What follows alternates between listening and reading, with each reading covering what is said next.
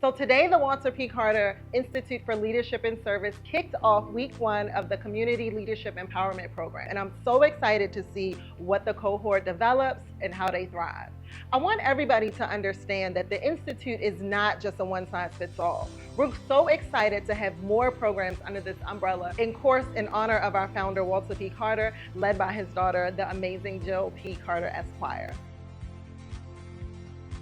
Today was a very uplifting day for me. I feel that I've waited most of my life for ways to really honor and memorialize the work that my father did in civil rights and human rights and liberation.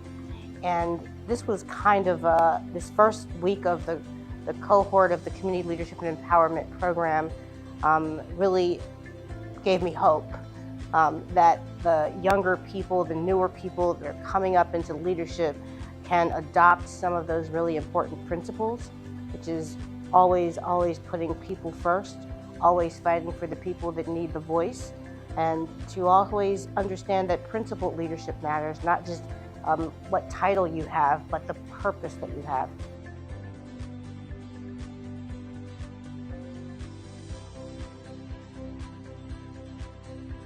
All right, so today was our first day officially of CLEP in person. For the last few weeks, the members of our cohort have been participating in a book club and study of the history of Baltimore and how we got to this point, not just politically, but also socially. And today we came in, we had a powerful power mapping course where we taught our cohort about this idea of reimagining our community through the assets that we have within our community already and how we uplift those in terms of creating new ideas. And we also had the intro to Baltimore governance that was run by our former city councilman, Christopher Burnett, and his partner. It was a really powerful and really insightful workshop that they were able to take our members on in terms of educating them in terms of city politics, state level politics, and how they actually go about getting things done in terms of legislative policy and advocating for changes that we know that we need in our community. My name is Anthony Weldon Jr.